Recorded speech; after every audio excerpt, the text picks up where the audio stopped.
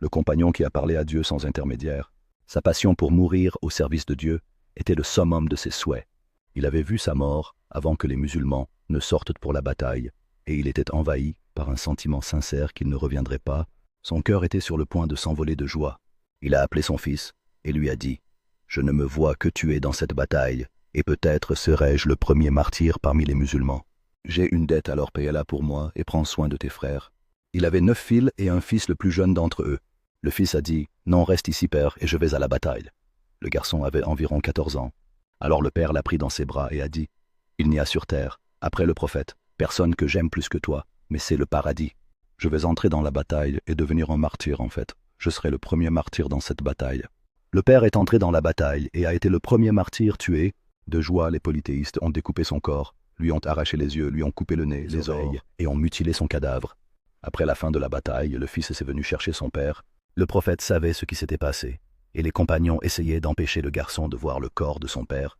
Alors le prophète leur a dit « Laissez-le ». Le fils a dit « Je regardais le visage de mon père. Je mettais mon visage dans ma manche et je pleurais. » Le prophète a dit à ses compagnons « Portez-le ».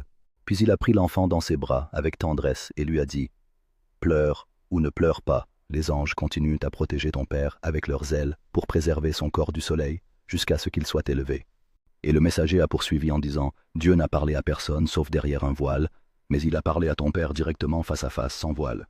Et il a dit « Demande ce que tu veux. » Il a dit « Ô Seigneur, je souhaite revenir sur terre pour lutter et être martyrisé pour ta cause une seconde fois. » Alors Allah le Tout-Puissant a dit « C'est une parole déjà prononcée de ma part qu'ils n'y retourneront pas. Accorde-moi ce que tu veux. » Il a dit « Ô Seigneur, je souhaite que tu fasses parvenir à nos frères la joie que nous ressentons. » Et Allah a révélé son verset.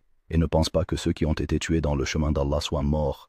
Au contraire, ils sont vivants auprès de leur Seigneur et ils reçoivent leur subsistance. Ils se réjouissent de ce qu'Allah leur a accordé de sa grâce et ils se réjouissent de ceux qui ne les ont pas rejoints parmi ceux qui les ont suivis. N'ayez aucune crainte pour eux et ils ne seront pas tristes. C'est le noble compagnon Abdallah ibn Haram, père de Jabir ibn Abdallah, seigneur et noble des Khazraj. Il s'est converti à l'islam le jour de l'allégeance d'Aqaba, a participé à la bataille de Badr et s'est distingué par sa bravoure et a été martyrisé lors de la bataille d'Uhud. Ce islam n'a duré que 6 ans, mais quelle grande faveur que Dieu lui annonce, le martyr lui parle face à face, sans voile, et fasse descendre un Coran qui sera récité jusqu'au jour du jugement. De plus, le prophète aide son fils Jabir à rembourser ses dettes. C'est le noble compagnon, notre maître Abdallah ibn Amr ibn Haram, que Dieu soit satisfait de lui et lui accorde sa satisfaction. Allah accorde des bénédictions, la paix et la prospérité à notre maître Muhammad, ainsi qu'à sa famille et à tous ses compagnons.